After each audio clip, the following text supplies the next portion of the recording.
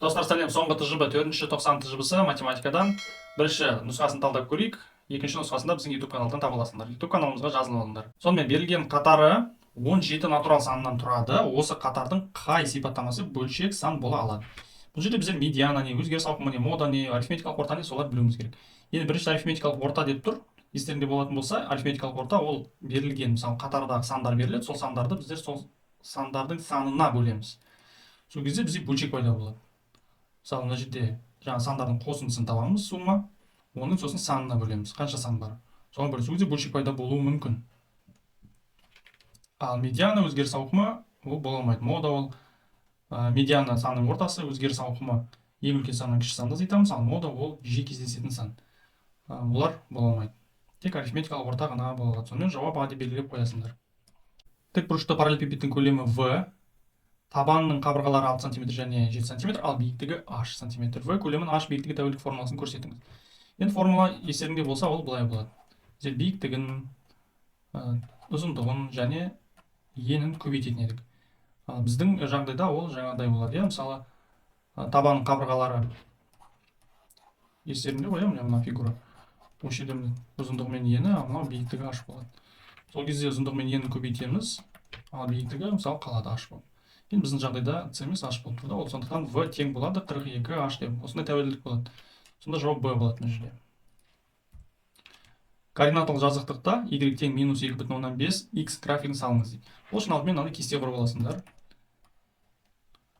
Түзу сызықты функцияның графигі түзу сызық болады. Сондықтан оған 2 нүкте берсең жеткілікті. Және ең өте ыңғайлы сандар ол 0.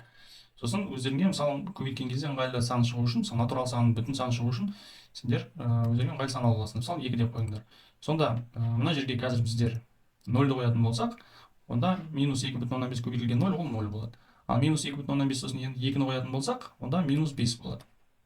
Түсініп тұрған шығарсыңдар, естеріңде минус 2,5 көбейтілген 0 ол 0 болады, жаздық. Енді y тең минус 2,5, 2-ні қоямыз, орнына минус 5 болады. Соны мына жерге жаздық біздер. Бірінші 0-ді минус 2,5. Сосын енді жерге белгілейміз біздер. 0 болған кезде 0 болады, ол координаталар бас нүктесіне өтеді, ол бірінші нүкте осы болады. Сосын x бізде 2 болса, y минус 5 болды. Міне x бойынша біздер мына жерде 2-де тұрмыз да, сосын минус 5-ке қарай түсеміз. Сонда екеуінің қиылысқан жері осы болады. Сосын сызғыштарыңды қоясыңдар да мына жерге. Сосын карандашпен сызып шығасыңдар, болды, сол түзу сызық болады графигі. Енді мен де мына жерде жазып қисықтау шығуы мүмкін, бірақ осы екі нүкте арқылы сендер сызғышпен өткізесіңдер міне. Міне болды, осы график болады. Сосын міндетті түрде жазып қоясыңдар y тең минус 2,5x. Болды. Осылай болады. Қарлығаш кафесінде 2 апта бойы үйге жеткізілген тапсырыстың саны тіркеліп отырды. Берілгендердің қатары мынандай болды дейді. 32 осындай сандар, иә. Енді осы қатардың өзгеріс ауқымын табуымыз керек біздер. Арифметикалық ортасын табуымыз керек, модасын табуымыз керек, сосын медианасын табуымыз керек. Алдымен бұл сандарды біздер өсу не кему ретімен жазып алайық. Ең кіші санды тауып алайық осы жерде. Ең кіші сан бұл жерде 32 болады, иә. Мысалы 32-ні жазайық. Міне 1,32 кетті. Сосын тағы бір 32 бар екен міне. Оны да жазып алайық 32 деп. Сосын 33 бар. Өшіріп отырайық, мына шатыс кетпеу үшін. 33 дейміз. Сосын 34 бар екен. 34, тағы 34 бар мына жерде. Сосын 35 бар. 2,35 бар болады да бірден өшіріп 35 деп жазып алайық. 35-тен кейін 39 бар. Олар да 2 рет кездеседі. 39 және 39 деп алып алайық. Сосын 41 болады. Мынаны өшіреміз 41-ді. Сосын 42 2 рет кездеседі. 42, сосын 43 бар. Енді өзгеріс ауқымы дейді. Ең үлкен өзгеріс ауқымы, өзгеріс ауқымы ең үлкен сан мен ең кіші санның айырымы. Яғни 43 азайтылған 32. Ол 21-ге тең. Сосын арифметикалық ортасын қазір табамыз. Модасы. Мода ол ең жиі кездесетін сан. Ең жиі кездесетін сан бұл жерде 42. Ана жерде тағы 42-ні қалдырып кеттік қой біздер. 42 3 рет кездеседі екен ғой бізде. 42 деп қойсыңдар модан. 42 3 рет кездеседі. Сосын медиана. Мода деген ең жиі кездесетін сан. Мына жерде 42 3 рет кездеседі, болды, басқа жоқ. Қалғандары 2 рет 1 реттен кездеседі. Медиана. Медиана ол ортасын. Мысалы, мына жерде неше сан бар, алдымен соны анықтап алайықшы. 1, 2, 3, 4, 5, 6, 7, 8, 9, 10, 11, 12, 13, 14. 14 сан бар екен. Бұлай болатын болса, сендер оң жағынан және сол жағынан ортасын тауып аласыңдар. Өйткені жұп сан болған кезде былай болады. Мысалы, мынау 4, 5, 6, 7-ші орында, мынау 8-ші орында. Осы екі санды қосасыңдар бүйтіп, сосын 2 бөлесіңдер. 35 қосылған 39 дейсіңдер да, 2 бөлесіңдер. 74 болады, 74-ті 2 бөлесіңдер, 37 болады. Медианасы 37-ге тең болады. Ал егер тақ сан болатын болса, онда дәл ортасында тұрған санды белгілейсіңдер, ол медианасы болып табылады. Енді бізде жұп болған соң осында жасаймыз. Енді арифметикалық орта дейді. Арифметикалық орта деген осы сандардың барлығын қосасыңдар да, сосын бізде жаңа 14 сан болды, сол 14-ке бөлеміз. Енді мен қысқаша былай жазамын қазір.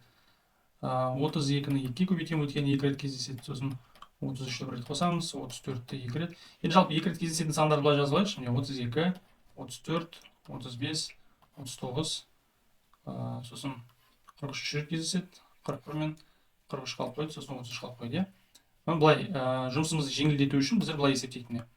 32-ні қосамыз 34-ке, сосын қосамыз 35-ке, 39-ға қосамыз.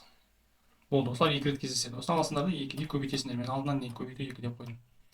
Сосын бізде 33 қалды, 41 қалды, сосын 43 қалды. Сосын 42 3 рет кездеседі бізде. Оны 126-те бірден жазып қоя салайық мына жерге. Енді бұлардың барлығын біздер 14-ке бөлеміз. Өйткені 14 сан кездесіп жатыр бізде. Тең. Енді мына жақшаның ішінде бізде қанша шығып жатыр? 66 болады. Мына жақта 74 болды. 66-ға 74 қоссақ 140 болады. 140-ті 2-ге көбейтсек 280 болады. Ары қарай қосамыз, мына жерде 126 дедік жаңа. Мына 3 санды қосалайық. 84 болады. 84-ке 33 қоссақ 127 болады. 127-ге 126-ны қосамыз 253 болады. Мына жерге жазып қояйық. 14 тең болады. Сонда 533 бөлінген 14 болады. Міне осындай сан шығады. Асықпай бағанда санап алсаңдар болады. Ең басында соңында осындай бір бөлшек шығады. Кейде бөлінеді, кейде қысқарады, кейде қысқармайды. Келесі саяхатшының жүру графигі суретте көрсетілген график бойынша сұрақтарға жауап беріңіз дейді. Мынау бізде жүрген жолы, мынау бізде қанша сағат жұмсады. Саяхатшы бірінші сұрақ, саяхатшы үйден шыққан соң 4 сағаттан кейін үйден қандай қашықтықта болды? 4 сағат міне, мына жерде қарайсыңдар. Сосын жоғары қарай көтерілесіңдер болса, бойынша міне. Сосын қарайсыңдар, ол нешеге сәйкес келіп тұр? 14 дейді. Сонда бірінші сұраққа сендер айтасыңдар, 14 километр жүрді 4 сағатта. Екінші сұрақ, саяхатшы аялдамаға қанша уақыт жұмсады? Аялдама дейді. Оны былай түсінесіңдер. Мына уақыт жүре береді, 4 сағат, 5 сағат, 6 сағат, 7 сағат, 8 сағат кете береді. Бірақ мына график не жоғары, не төмен жылжымайды. Мына байқасаңдар, мына жерде мына аралықта ол осылай тұрды. Не жоғары, не төмен көтерілген жоқ. Ол уақыт өткен сайын ол бір орында қозғалмай тұрды дегенді білдіреді. Сонда сендер есептейсіңдер, мына жерге дейін қанша уақыт өтті сонда? А-дан Б-ға дейін. Оны төменге қарай бүйтіп санасаңдар, 4-тен мынаның ортасы 7-ге дейін. 4-тен 7-ге дейін 3 сағат тұрады қозғалмай, аялдама. Сонда жерге 3 сағат деп қоясыңдар. Келесі сұрақ. Үйден шығып 14 километр қашықтыққа болғанда саяхатшы жүрген уақытын табыңыз. Үйден шыққан кезде барлығы 0-0 болды. Уақыты да, жүрген қашықтығы да 0-0 болды. Сосын мына байқайсыңдар, міне 14 километр мына жерге дейін көтерілді, иә? Ол мына жерге дейін қанша уақыт жұмсады? Мына төмене бет штрихта бүйтіп қарасаңдар 4 сағат жұмсайды екен. 14 километр жүру үшін 14 сағат жұмсайды. Соңғы сұрақ. Саяхатшы бірінші 3 сағатта қандай жылдамдықпен жүрді? Жылдамдықтың формуласын бірден жазып алайық, ол біздер қашықтықты уақытқа бөлеміз. Сонда 3 сағат деген міне 2 мен 4-тің ортасы мына жерде, иә? Сосын өстіп мына суретті бүйтіп көтерілетін болсаңдар, мына жерде 10,5 болады. S 10,5 болады. Километр. Т бізге 3 сағат деп өздері айтып тұр. Онда V-ны табу үшін біздер жаңа айттық. 10,5-ті 3-ге бөлеміз. Сонда қандай сан шығады?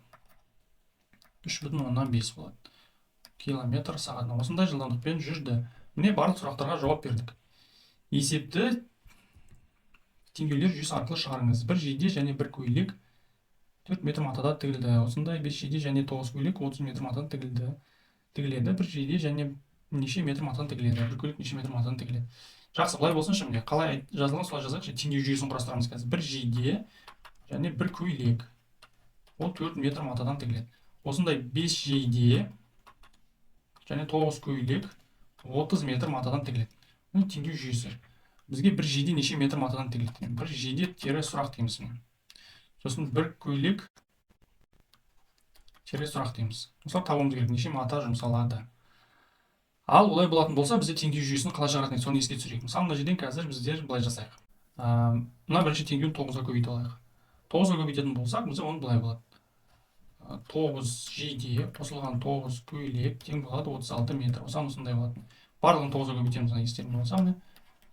Сонда екіншісін жай ғана көшіріп аламыз. 9 көйлек тең болады 30 метр деп. Тең азайтамыз енді. Теңдеу жүйесін біздер екі тәсілмен шығарсақ болады. Біреу орнына қою, ауыстыру, екіншісін азайту. 9-дан 5 азайтамыз. 4 жейде болады. 9-дан 9 азайтсақ 0 болады. 36-дан 30 азайтсақ 6 метр болады. Енді екі жағында 4-ге қысқартамыз. 4 пен 4 қысқарады, сонда 1 жейде қалады. 6-дан 4-ге бөлсеңдер 1,5 метр болады. Сонда 1 жейде 1,5 метрден тігіледі. Бірінші сұраққа жауап бердік. Ал екіншісін табу үшін сендер былай істейсіңдер. Мына басында бірінші теңдеу бар ғой. Сол жерге 1 жейденің орнына 1,5 метрді қоясыңдар. Сосын қайтадан көшіреміз. 1 жейде қосылған 1,5 метр қосылған 1 көйлек тең болады 4 метр. Енді метрден метрді азайта аламыз ғой біздер. Сонда 1 көйлек тең болады 4 метр азайтылған 1,5 метр. Сонда 1 көйлек тең болады 2,5 метрден тігіледі екен да. Екінші сұраққа да жауап бердік. 1 жейде 1,5 метрден тігіледі, 1 көйлек 2,5 метрден тігіледі. Енді түсінікті ғой мына жерде. Екеуін қосқанда 4 метр, жан басында айтқан шарт шығып жатыр. Бірінші айнымалының мәні 3 еселенген екінші айнымалының мәнімен 2 санының қосындысына тең. Сосын алда екі сұрақ берілген тұжырым символдары көмегімен жазыңыз, осы тәуелділікке кесте құрып оның графигін салыңыз. Жарайды. Мынау бірінші сан болсын, мынау екінші сан. Яғни бірінші айнымал, екінші айнымал. Бірінші айнымал x болсын, екінші айнымал y болсын. Бірінші айнымалының мәні 3 еселенген екінші айнымалының мәнімен 2-ге қосыңыз. Міне бірінші айнымалы ол тең дейді. Неге тең дейді? Екінші айнымалының 3 еселенген екінші айнымал, 3 еселенген екінші айнымал 3y, және қосу 2 дейді. Міне осындай тәуелділік пайда болды. Бұл бірінші сұраққа біздер жауап бердік. Екінші сұрақ ол кесте құрыңдар да сосын графигін салыңдар дейді.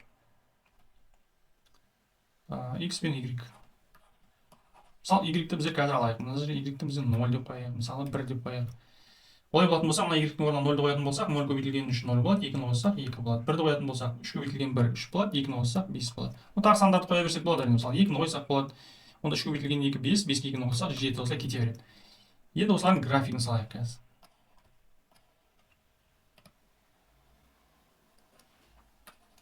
Мысалы мынау x болады да, бізде мынау y болады. Енді біздің жағдайда сондай болып тұр да, ол көбінесе біздер мына жерде x деп үйреніп қалғанбыз ғой, сосын мына жерге y деп. Бірақ біздің жағдайда тәуелділік осылай болып тұр. X тең болып тұр да. Сондықтан біздер осылай жазамыз. 0-ден басталады. 1 2 3 дейсіңдер. Міне y-ті міне осылай жазып аласыңдар. 1 2 3 1 2 3 енді 0 1 2 міне 0 1 2 осылай 2 3 4 осылай кете береді. Енді 0 болған кезде x нешеге көтерілеміз? Біздер 2-ге көтерілеміз. Мысалы мына жерге 2 деп қойдық біздер. 1 болған кезде 5. Мысалы мына жерде 5 болады. Графигіміз сәл сыймай қалады мына жерге қазір жақ 5. Бірақ бізге ол 0 болған кезде 2 дедік мына жерде. Осы 2 нүкте жеткілікті. Өткен сызғышты осы екеуінің бойына қоясыңдар да, сендер өстіп графигін салып шығасыңдар. Міне болды.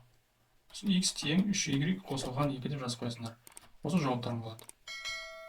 Сонымен достар, каналға тіркеліңдер, сұрақтарың болса комментарийға жазыңдар, лайк басып қойыңдар.